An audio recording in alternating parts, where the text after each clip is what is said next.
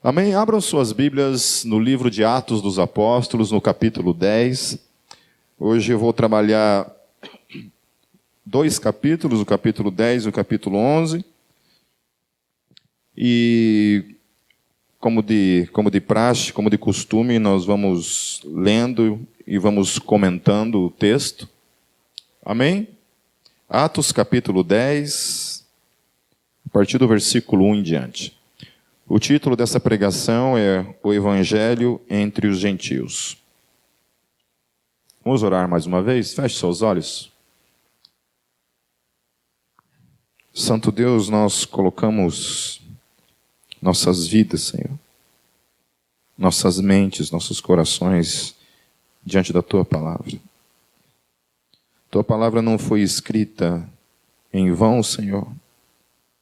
Nenhuma história, nenhuma palavra, Senhor Jesus, tinha outro propósito, a não ser trazer para as nossas vidas ensino, exortação, edificação, para a glória do Teu nome. Por isso, fale conosco por meio da Tua Palavra, Senhor. Em nome de Jesus eu oro. Amém. Versículo 1 diz assim: Havia em Cesareia um homem chamado Cornélio, centurião do regimento, conhecido como Italiano. Ele e toda a sua família eram piedosas e temente a Deus. Dava muitas esmolas ao povo e orava continuamente a Deus. Então aqui o texto começa falando que Cornélio, ainda que um centurião romano, ele era provavelmente, diante do texto, ele era convertido ao judaísmo, não ao cristianismo, mas ele tinha uma certa simpatia ao judaísmo ou ao Deus de Israel. Amém? Continuando, certo dia, por volta das 3 da tarde, ele teve uma visão. Viu claramente um anjo de Deus que se aproximava dele e dizia: Cornélio. Atemorizado, Cornélio olhou para ele e perguntou: O que é, Senhor? O anjo respondeu: Suas orações e esmolas subiram como oferta memorial diante de Deus. Agora mande alguns homens a Jope para trazerem um certo Simão, também conhecido como Pedro, que está hospedado na casa de Simão, o curtidor de couro, que fica perto do mar. Depois que o anjo que lhe falou se foi, Cornélio chamou 2 dos seus servos e um soldado piedoso dentre os seus auxiliares, e contando-lhes tudo o que tinha acontecido, enviou-os a Jope.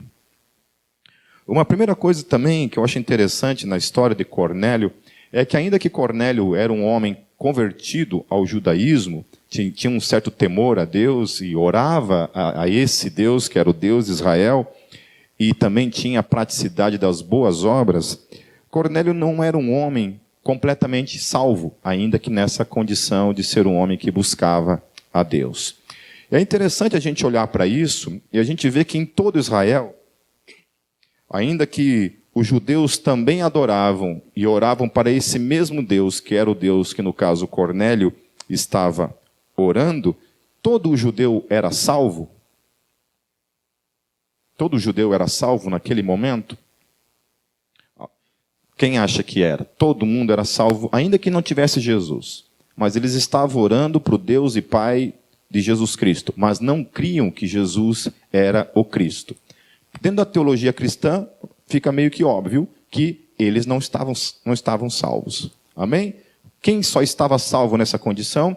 Aqueles judeus que haviam crido no testemunho de Jesus, que haviam crido no testemunho dos apóstolos. Esses estavam salvos. Por que estavam salvos? Porque estavam em Cristo Jesus. Os demais judeus que não criam em Cristo Jesus, portanto, estavam condenados, ainda que crescem no mesmo Deus que os cristãos estavam crendo. Amém? Há dúvida nisso? Não. Certo? Porque a gente, às vezes, em evangelismo, escuta esse tipo de coisa, de pessoas que falam assim, por exemplo, mas eu acredito em Deus, eu acho que isso é suficiente, você não precisa acreditar em Jesus. Se você acreditar em Deus, dá na mesma. Pensa que é assim que a coisa funciona. Então, não é assim que a coisa funciona, segundo o Evangelho. Agora, o que eu acho mais tremendo é que toda uma nação, judeus para todos os lados, Deus envia anjo para esses judeus, para falar ao coração desses judeus, para que esses judeus fossem convencidos de que Jesus era o Cristo. Porque venhamos e convenhamos, não é fácil salvar o mundo dessa forma. Deus não precisa da gente dessa forma. Quando Deus quer salvar alguém, Ele salva e ponto final.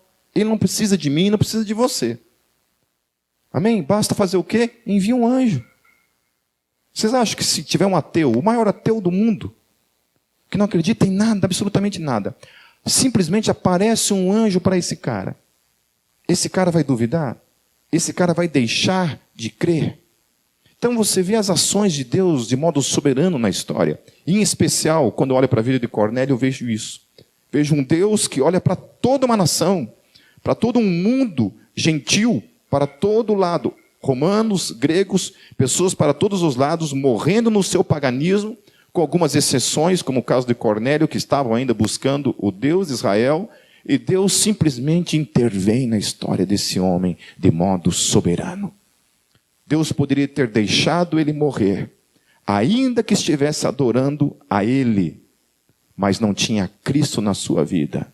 Deus poderia ter deixado esse homem morrer, na sua condição, assim como os demais judeus, sem obter a salvação. Mas Deus, de um modo soberano, decide então intervir na vida daquele homem em específico. Deus age de modo soberano. Isso é que eu acho poderoso na liberdade de Deus. Um dia, quem sabe, eu vou escrever algum livro a respeito desse assunto, porque quando nós ouvimos falar muito a respeito dessa questão do livre-arbítrio, eu não quero entrar em debate, em discussão a respeito dessa questão de livre-arbítrio, mas sempre quando a gente fala de liberdade, nós estamos sempre dizendo da nossa liberdade. E nós nunca inferimos nesse assunto a liberdade de Deus. É como se Deus estivesse sendo delimitado pela nossa liberdade. Então, por causa da minha e da tua liberdade, Deus não é livre para agir sem o meu e sem o teu consentimento. Vocês acham que é assim? Que a coisa funciona? Orando em casa com o Gabriel e a Kátia, quantas vezes eu oro e falo assim: Deus, obrigado por esse dia que está terminando, porque o Senhor nos guardou de coisas que muitas vezes a gente nem viu, que a gente nem percebeu o teu livramento. Nós nem percebemos a tua mão nos livrando. Você cuidando da gente em situações as quais a gente nem sabe. Sabe lá, meus queridos, quantas balas perdidas Deus livrou a tua vida e você nem viu a bola passar.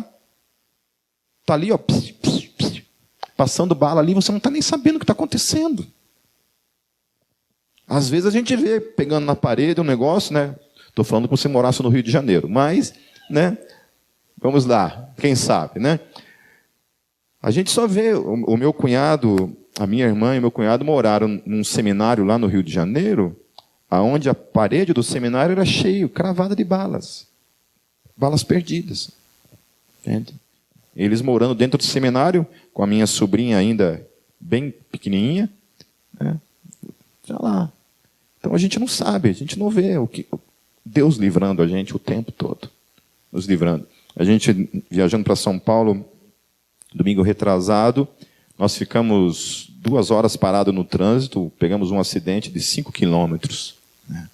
E sempre a primeira coisa que vem na mente, já cria vontade de reclamar, né? Assim, puxa Deus, né? Podia ter mandado um anjo para avisar alguma coisa, né? E sempre a minha esposa, ela fala, em todos os momentos, sempre quando acontece alguma coisa assim, com o carro, fura um pneu, sempre quando acontece alguma coisa mecânica com o carro, salvo quando falta gasolina, daí ela briga comigo, porque não tem nada a ver com problema mecânico e não tem nada a ver com Deus. Aí eu assumo toda a culpa.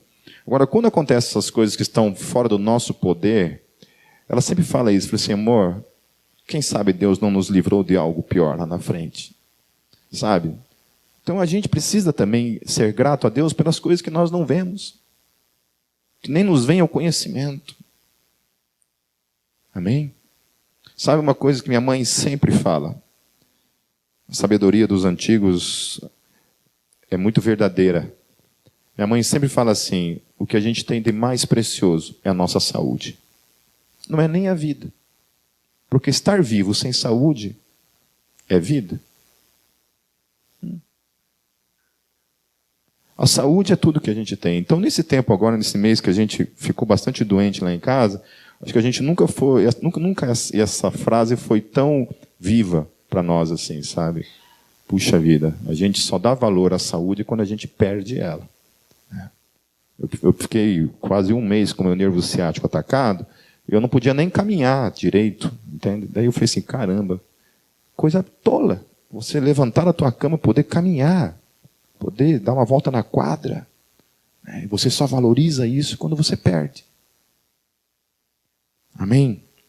Então Deus age de modo soberano na vida desse homem. A distância, para vocês terem uma ideia da distância entre Jope e Cesareia, Jope era a cidade onde Pedro estava, e Cesareia era a cidade onde Cornélio estava. Era de 62 quilômetros. Então, Cornélio envia esses servos para irem até Pedro, para que deem a ele, então, essa mensagem que o anjo havia lhe dado. O anjo fala, vai até lá e traga este homem. Deus agindo. Deus falando ao coração e providenciando algo para a vida daquele homem. Uma outra coisa que eu acho interessante nesse texto é o temor de Cornélio quando se depara com um anjo. A gente teve no nosso meio uma menina que ela via anjo o tempo todo.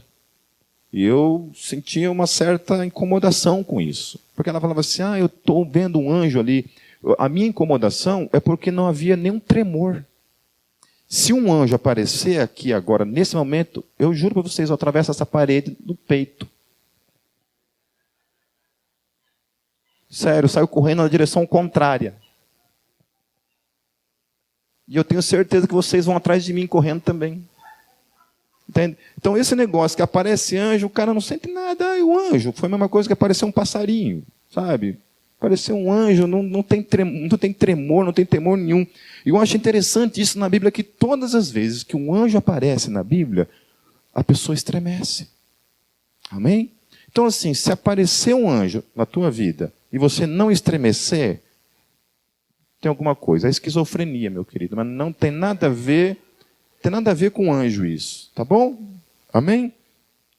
A outra coisa também que é interessante, que sempre foi uma praticidade na vida daqueles que conhecem a Deus, essa questão da misericórdia para com aqueles que são necessitados. Amém?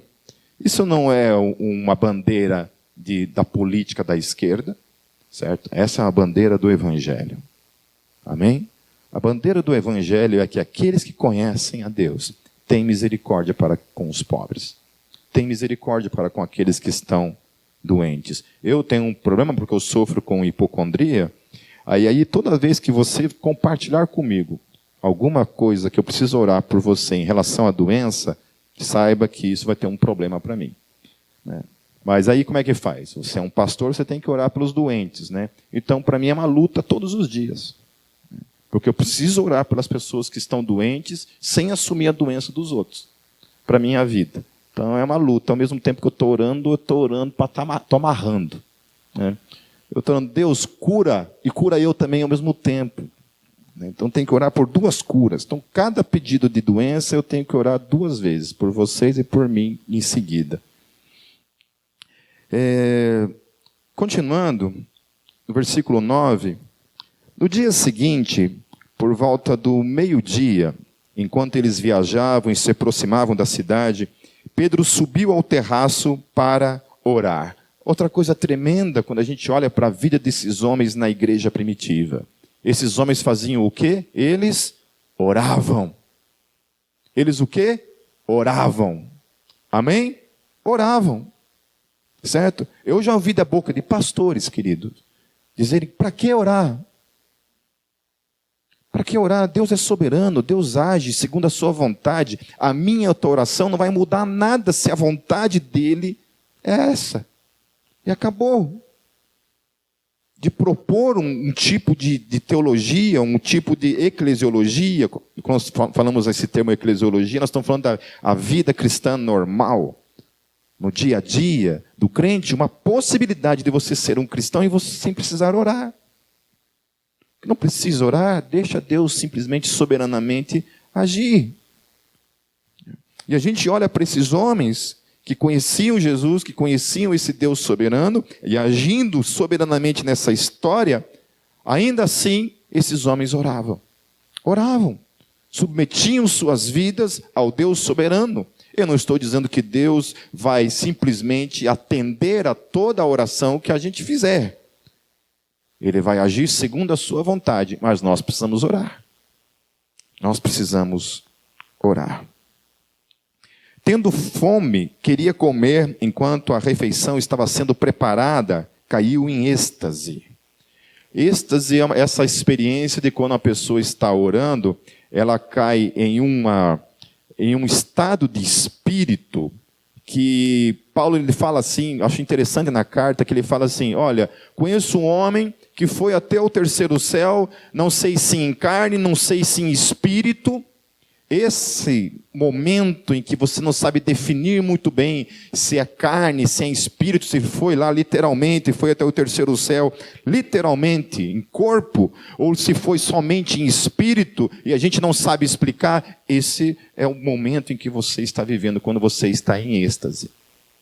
Eu já tive uma experiência na minha vida, tive várias, mas eu tive uma em especial, no meu quarto, em que eu entrei em êxtase. E olha, queridos, não tem como explicar. Eu não sabia se eu estava em mim, se eu estava fora de mim, o que estava acontecendo. Mas eu já tive essa experiência de viver um momento de êxtase. Eu já vivi momentos de êxtase também dentro do louvor. A hora que estava tocando ali. Um momento em que eu gritei para Deus e falei, Deus, chega porque você está me matando. Onde eu achei que Deus ia me matar. Tamanha era a presença de Deus lugar. Amém? Amém? Ninguém tem o controle sobre isso, esqueça. Então domingo que vem nós vamos ter êxtase nessa igreja. Não, esqueça isso. Tá bom? Ninguém controla isso. Ninguém controla isso. A forma como Deus age, o agir dele, eu não sei. Eu discipulei homens que nunca sentiram arrepio, nunca sentiram nada diante de Deus. E permanece, crendo. Nunca viu nada de sobrenatural. E continua crendo. No entanto, eu conheço gente que supostamente viu anjo, que sentiu coisas, que vivenciou momentos de êxtase e hoje estão fora. Hoje estão fora. Inexplicavelmente. Inexplicavelmente. Se você perguntar para mim assim, Pipe, há a possibilidade de você deixar de crer? Eu falei, olha, talvez a gente pode passar por um momento de tragédia, Deus queira que não, não estou profetizando isso, mas talvez você vivencie um momento em que você pode se revoltar com Deus e dar as costas para isso. Não, sei lá, perder uma pessoa que você ama, e você se revolta com Deus. A gente já experimentou isso aqui dentro. Tinha uma pessoa aqui dentro que, quando perdeu alguém da sua família que amava muito, e era uma bênção, servia, discipulava pessoas, era uma pessoa que era um braço direito meu e da Kátia, estava sempre presente nas nossas vidas, e quando perdeu uma pessoa da sua família que amava, abandonou tudo. Não apostatou na fé, continua crendo em Deus, continua crendo que Jesus é o Senhor e Salvador, continua crendo na Bíblia Sagrada, mas simplesmente deu as costas para o reino. E nunca mais esteve em comunhão nem com essa igreja e nem com outra igreja. Então a gente não sabe agora, no sentido de deixar de crer em Deus, não tem como. Mediante as coisas que você experimenta no reino. Eu já vi tanta oração sendo respondida, Eu tenho falado muito sobre essa questão do milagre nesses últimos cultos, porque a gente tem tratado do livro de Atos dos Apóstolos e não tem como. Porque o livro de Atos dos Apóstolos não tem muita teologia, não tem muita doutrina para a gente ficar tratando, mas tem princípios, e um dos princípios é esse, o princípio da oração. Como eu falei alguns domingos atrás, você só experimenta coisas em Deus, certas coisas, você só experimenta se você orar. Se você orar, esqueça. Entende? Mesmo Cornélio, vivendo dentro do judaísmo, ele experimentou essa presença desse anjo na sua vida, porque o que o texto fala que ele estava fazendo? Qual que era a praticidade na vida dele, de Cornélio? Ele fazia o quê? Ele orava. Amém? Um homem que supostamente era um pagão, convertido ao judaísmo, mantinha uma vida de oração, e Deus se revela a esse homem que era um homem que orava. Um anjo. Então quer ver anjo? Tem que orar. Se não orar, meu querido, vai ver outro tipo de anjo. Sabe qual que é? Miserável. Continuando, ele viu o céu aberto, versículo 11, e algo semelhante a um grande lençol que descia à terra, preso pelas quatro pontas, contendo toda espécie de quadrúpedes, bem como de répteis da terra e aves do céu. Então uma voz lhe disse: levante-se, Pedro, mate e coma. Mas Pedro respondeu: de modo nenhum, Senhor, jamais comi algo impuro ou imundo. A voz lhe falou segunda vez: não chame impuro ao que Deus purificou. Isso aconteceu 3 vezes, e em seguida o lençol foi recolhido ao céu. Enquanto Pedro estava refletindo no significado da visão, os homens enviados por Cornélio descobriram onde era a casa de Simão e chegaram à porta. Chamando, perguntaram se ali estava hospedado Simão, conhecido como Pedro. Enquanto Pedro ainda estava pensando na visão, o Espírito lhe disse: aleluia. Eu acho tremendo isso também. Como eu falei alguns domingos atrás, essa questão da sensibilidade que nós precisamos buscar nas nossas vidas para que a gente seja sensível à voz do Espírito. Nós precisamos buscar isso, meus queridos. Eu sempre falo uma frase que é: nós não podemos viver um ministério por eliminação, e sim um ministério por direção. Amém? Por direção, não por eliminação. Não que nem barata tonta, não sabe o que é da vida. Sabe? Eu não sei o que Deus quer da minha vida, então vou fazer isso. Não. Ore, busque direção. Deus, me direcione. O que o Senhor quer da minha vida para esse ano? O que o Senhor quer fazer na minha vida nesse ano? Em nome de Jesus, fale comigo. A Bíblia fala que se nós pedimos do Espírito, Deus nos dará. Amém? Se nós pedimos do Espírito Santo, Ele nos dará. Amém? Nós precisamos buscar para nossas vidas essa vida de intimidade, ao ponto de quando Deus fala, nós ouvimos. Amém? Essa sensibilidade no Espírito.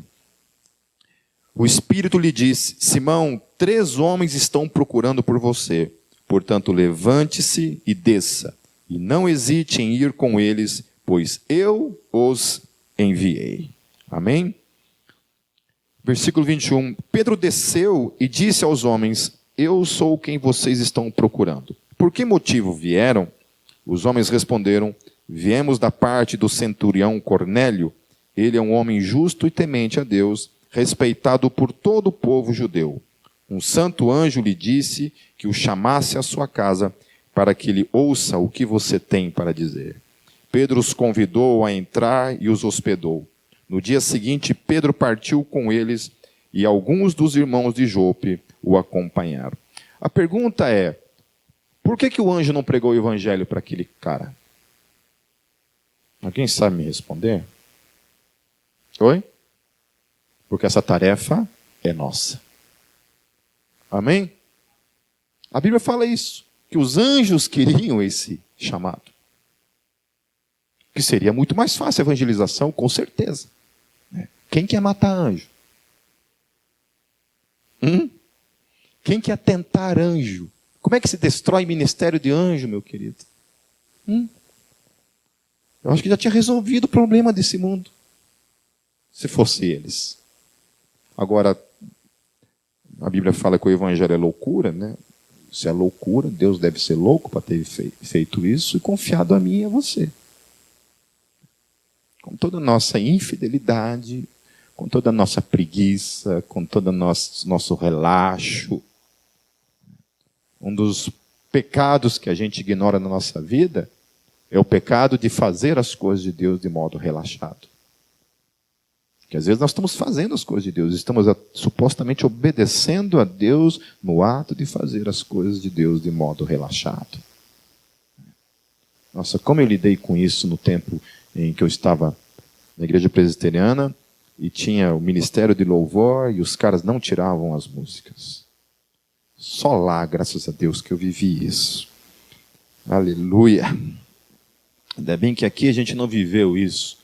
Os caras que não estudavam, não tiravam as músicas, chegavam na hora, estavam perdidos. Lá, graças a Deus, lá naquele tempo a gente vivia isso, sabe? Fazer as coisas de Deus de modo relaxado. Então isso, por que Deus confia em mim e em você a pregação do Evangelho? Aí é com Ele. Aí é com Ele. Aprove a Ele limitar a pregação do Evangelho. Então, essa é a manifestação dessa realidade, dessa verdade. Deus envia um anjo não para pregar o Evangelho. O anjo não fala nada sobre Jesus, sobre salvação. Fala assim, olha, manda buscar um cara lá, que esse cara tem algo para dizer para você. Aposto que o anjo ficava se mordendo de vontade de falar o que era. Mas teve que segurar a boca, só dar o recadinho e vazar. E voltar para o céu. Isso é uma coisa que um dia eu quero ver também. Como é que funciona esse negócio, né? Que os anjos, eles estão aqui, eles aparecem simplesmente e desaparecem. Quando a gente que gosta muito de gibi, de HQ, em especial na DC, fala sobre essa questão dos mundos, do multiverso, né? Dos multi-universos. E é interessante isso, porque o The Flash, né, ele pega e tem uma velocidade que ele alcança, que ele consegue passar, ir para esses outros mundos paralelos, né? Eu acho interessante isso, porque na minha visão, eu creio que é assim que a coisa acontece mesmo. Paulo fala do terceiro céu. Onde é que está? Nesse universo, que não é. Ou vocês acham que é? A Bíblia não fala que Deus criou o universo? Se Deus criou o universo, significa que ele existe fora dele. E ao mesmo tempo dentro dele, sustentando todas as coisas. Aleluia. A Bíblia fala que tudo, exatamente tudo, subsiste por meio de Jesus. Cada átomo da existência de todas as coisas só existe em Jesus. Mesmo o mal só existe nele. Ele é a existência de todas as coisas. Não estou querendo dizer com isso um tipo de panteísmo. Todas as coisas subsistem por causa dele, depende dele para existirem. E nenhuma dessas coisas são ele. Ele é Deus. Fora de tudo isso. Então é isso, olha para tudo isso, quando Paulo fala, olha, um cara foi para o céu. Como? Não sei.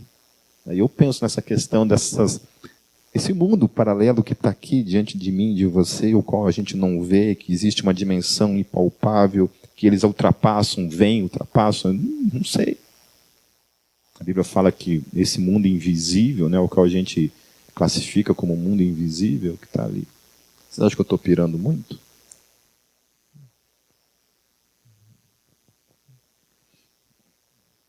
Eu estou falando essas coisas para vocês pensarem mesmo. Amém? Pensarem. Sabe aquele momento que você quer dar uma viajada na maionese? Eu sempre fui fascinado por essas questões de metafísica dentro de filosofia. E para mim é uma coisa que me atrai muito, pensar acerca das coisas. Isso é típico daquele que é filósofo. Continuando, meus queridos. Para ali no versículo 23, isso? Versículo 24. No outro dia chegaram a Cesareia. Cornélio os esperava com seus parentes e amigos mais íntimos que tinha convidado. Quando Pedro ia entrando na casa, Cornélio dirigiu-se a ele e prostrou-se aos seus pés, adorando-o. Mas Pedro fez levantar-se, dizendo, levante-se, eu sou homem como você. Conversando com ele, Pedro entrou e encontrou ali reunidas muitas pessoas e lhes disse, vocês sabem muito bem que é contra a nossa lei um judeu associar-se a um gentil. o mesmo visitá-lo.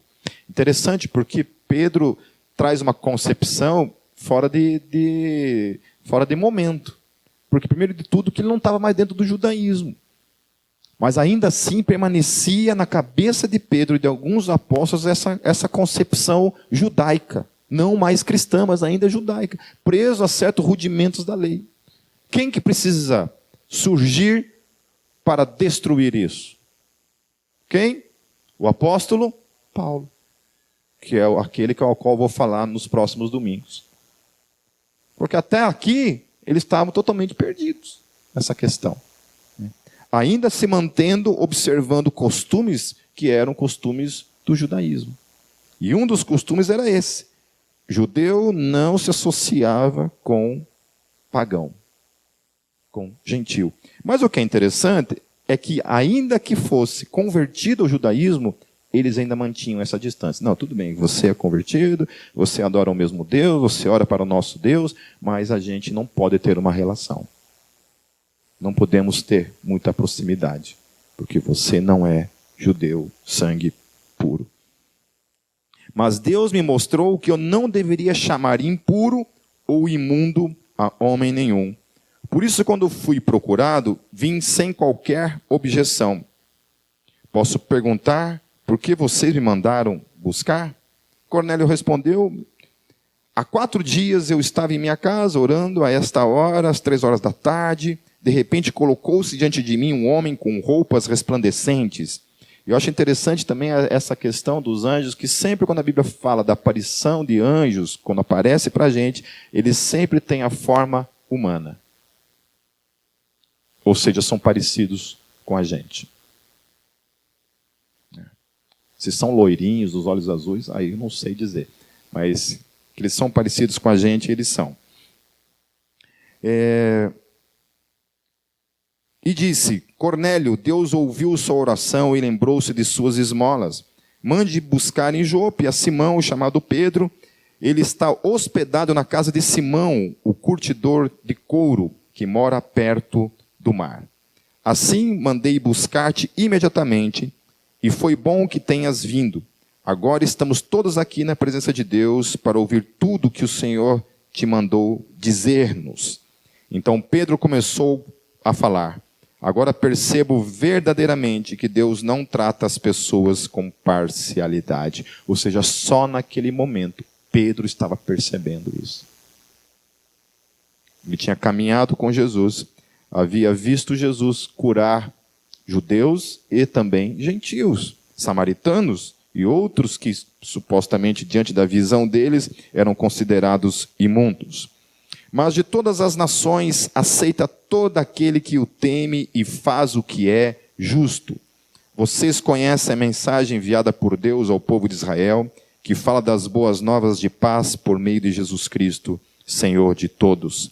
Sabe o que aconteceu em toda a Judeia, começando na Galileia, depois do batismo que João pregou.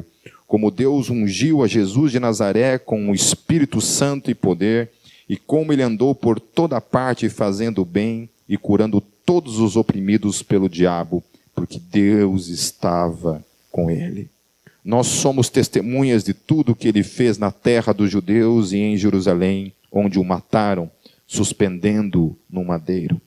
Deus, porém, o ressuscitou no 3º dia e fez que ele fosse visto, não por todo o povo, mas por testemunhas que designara de antemão. Interessante essa questão que Deus designou. Pedro tinha convicção de que aqueles que testemunharam a ressurreição de Jesus somente testemunharam porque Deus queria que eles testemunhassem. Por que Jesus não apareceu para todos? Porque Deus não quis. Simplesmente não quis.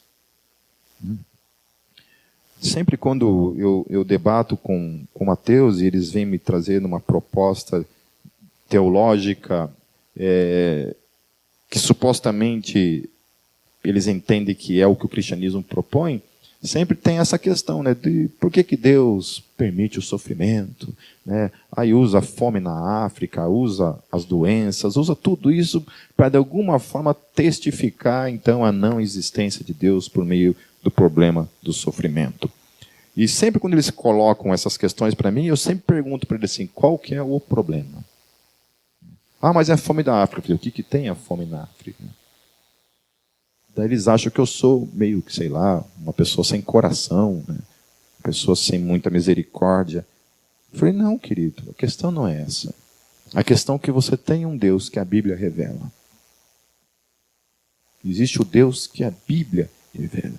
É esse Deus ao qual eu estou falando. O Deus da Bíblia Sagrada. Na Bíblia Sagrada, esse Deus da Bíblia Sagrada, não existe na Bíblia Sagrada a incompatibilidade entre Deus e o sofrimento e a existência do mal. Ah, mas eu não gosto que as coisas sejam assim. Eu falei, pois é, mas aí você está falando de um outro Deus. Um Deus incompatível com a existência do mal é outro Deus. Aí eu não posso defendê-lo, você vai ter que procurar alguém que creia nesse Deus. E algum livro que fale desse Deus, assim, um Deus que criou um mundo sem o mal, sem o problema, sem a dificuldade, e aí, diante da realidade de que existe o mal, realmente esse Deus não existe, certo? Amém? Se a gente pregasse um Deus que propõe um mundo sem dor, sem sofrimento, sem o mal, certo? E a gente apresenta então o mal, essa é uma evidência então de que esse Deus não existe. Certo? Agora, se nós apresentamos um Deus, que mesmo esse mesmo Deus sobe numa cruz, sofre o pior tipo de morte, morre, existe incompatibilidade? Não. Não.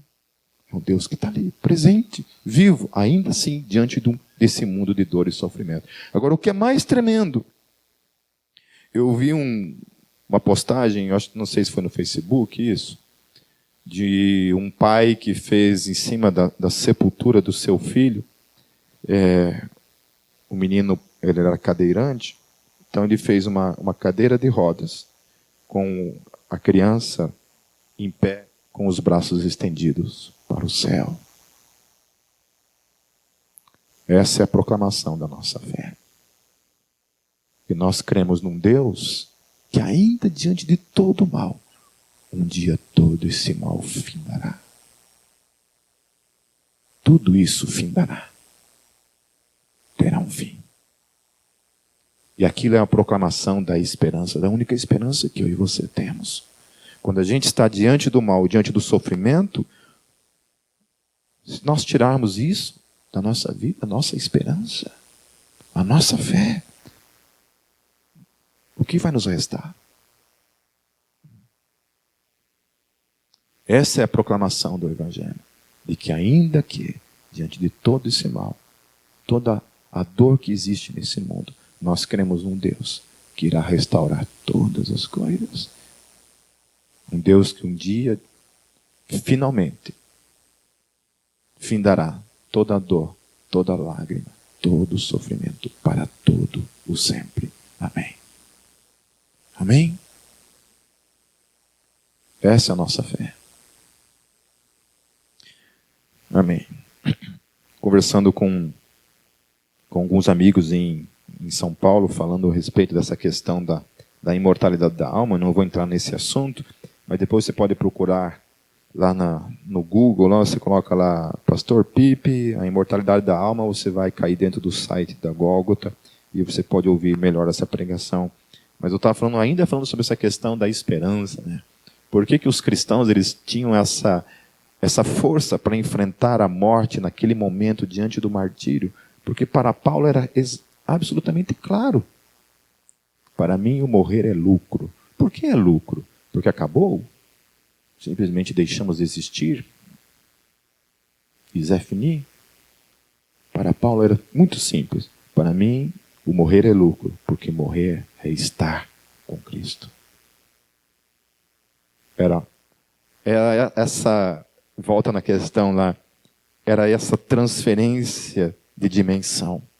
Ele estava aqui, quando ele desencarna desse corpo, ele ultrapassa essa dimensão para estar para sempre na presença do seu Deus e do seu Senhor.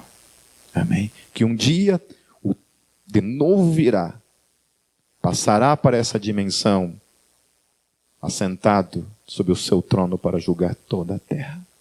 E a Bíblia fala que todos irão ressuscitar e estarão diante do Rei dos Reis. Aleluia. Aleluia. Aleluia. Aí daí ele fala assim, olha, mas por causa de vocês, eu prefiro permanecer aqui por enquanto. Por causa de vocês. Porque ele tinha a convicção que ao morrer, ele ia direto para a presença de Jesus. Porque para mim, o morrer é lucro. Porque morrer é estar com Cristo. Aleluia. Amém? Amém? Eu gosto tanto de falar dessas coisas que por mim eu ficava a noite toda aqui falando somente sobre isso.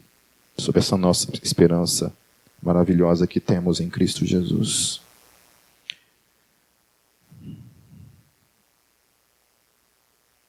Versículo 42, versículo 41, continuando.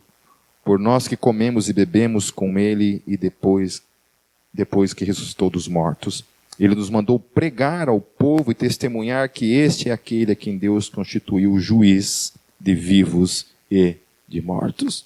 Hoje, refletindo acerca dessa questão da morte, eu acho tremendo quando Jesus fala, Deus não é Deus de mortos? Todos nós que estamos aqui, que já perdemos alguém, que estava em Cristo Jesus, a nossa convicção plena é que Deus não é Deus de mortos, Deus é Deus de vivos. Portanto, ainda que não estão aqui, estão o quê? Vivos. Vivos, meus queridos. Porque quem é a vida? Cristo. Se está com Cristo, está vivo. Não existe mortos no reino de Deus. Todos aqueles que morreram em Cristo Jesus estão com Ele vivos. Aleluia. Aleluia. Todos os profetas dão testemunho dele, de que todo aquele que nele crê recebe o perdão dos pecados mediante o seu nome. Enquanto Pedro ainda estava falando estas palavras, o Espírito Santo desceu sobre todos os que ouviam a mensagem. Os judeus convertidos que vieram com Pedro ficaram admirados de que o dom do Espírito Santo fosse derramado até sobre os gentios. Aleluia. E esse é um presente de Deus para mim e para você. O Espírito Santo de Deus. Amém? Você tem Ele o tempo todo. Você tem Ele o tempo todo. Amém? Esses dias eu estava falando sobre isso, até publiquei numa meditação no meu devocional da Cabana. Eu gosto muito do livro A Cabana, ainda que algumas pessoas falam que o livro é espírita, que o livro é do Satanás, não sei o quê, né? Foi um livro que eu gostei muito. Quantos aqui leram A Cabana? Queridos, quem não leu, leia. É muito bom mesmo, de verdade. Eu não estou dizendo que ele é uma verdade absoluta, né? Mas é um livro muito bom, com muitos diálogos a respeito da existência de Deus, a respeito do sofrimento. É muito legal, tá? Então, mas nesse devocional tinha uma conversa entre o personagem principal, lá que eu esqueci o nome agora, acho que era Jack. Acho que era... Oi? O Beck. Mac, isso, o Mac. E o Mac, ele falou para Jesus assim, ele falou assim, Jesus, às vezes eu me sinto perdido. E Jesus falou assim, eu sei disso, mas isso não é verdade. Porque eu vivo em você e eu nunca estou perdido. Queridos, isso veio no momento em que eu estava realmente me sentindo perdido. Eu estava na frente da minha mesa ali, e olhando para aquele devocional, e antes disso eu estava orando, sabe? Falando para Deus assim, que eu estava me sentindo perdido. E naquele dia, o devocional cai justamente nessa história, nesse momento. E foi um momento de quebrantamento para mim, porque é uma realidade confessional que a gente fala o tempo todo, confessa essa realidade, essa verdade, que Jesus habita em nós. Está aqui, reinando em nossas vidas. E em alguns momentos essa realidade é conflitada por outras realidades que tentam confrontar e destruir essa verdade em nós, quando nós nos sentimos perdidos. Mas não tem como nós nos sentimos perdidos. Nos sentimos sim, mas não tem como isso ser realidade, se Ele de fato habita em nós. Ele está aqui. E volto a falar, nós precisamos praticar na nossa vida uma vida sensível à voz de Jesus em nossos corações, porque Ele está presente. Nunca nos deixou. Essa é a promessa dele.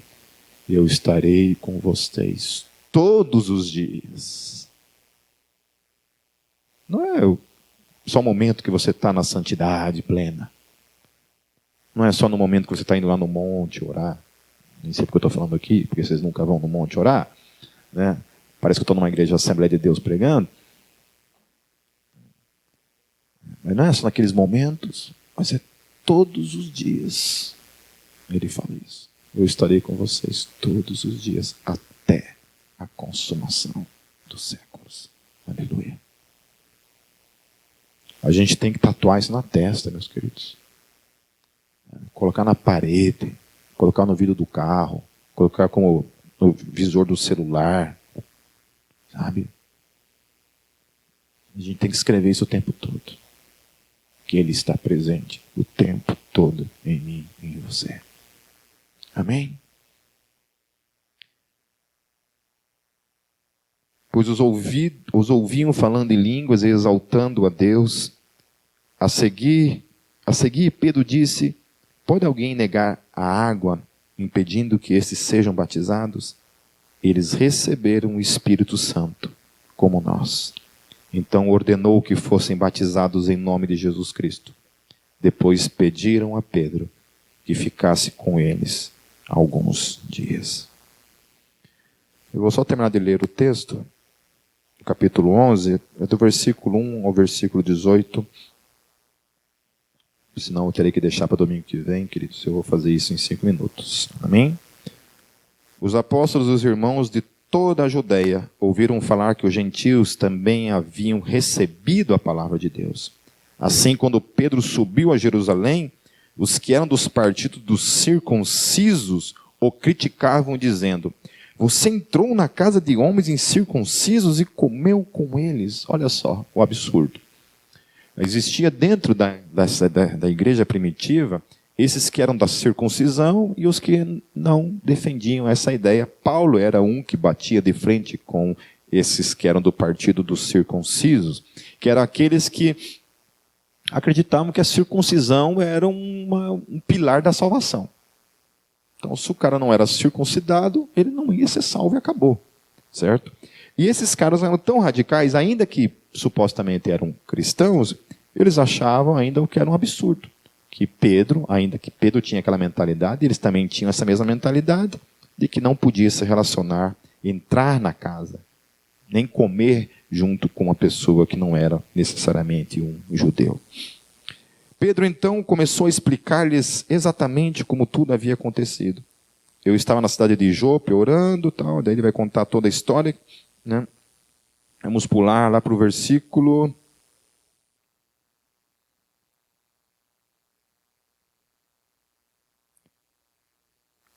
15.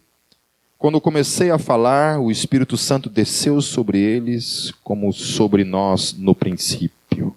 Assim como esses homens também, ele estava falando que aqueles homens que estavam lá em Atos, no capítulo 2, estavam orando e receberam o Espírito Santo. Ele estava relatando que assim como tinha acontecido com eles lá em Atos dos Apóstolos, no capítulo 2, havia acontecido também na vida desses homens gentios. Então me lembrei do que o Senhor tinha dito: João batizou com água, mas vocês serão batizados com o Espírito Santo. Se, pois, Deus lhes deu o mesmo dom que nos dera quando cremos no Senhor Jesus Cristo, quem era eu para pensar em opor-me a Deus? Ouvindo isso, não apresentaram mais objeções e louvaram a Deus, dizendo: então Deus concedeu arrependimento para a vida até mesmo aos gentios.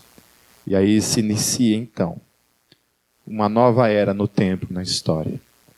de um reino que não era somente composto de judeus que haviam recebido a promessa do Messias e havia se cumprido em suas vidas, mas agora o reino de Deus estava no tempo e na história, numa casa de um centurião romano, chamado Cornélio, para com ele, seus servos e sua família, o reino de Deus começa a alcançar aqueles que não pertenciam necessariamente a Israel.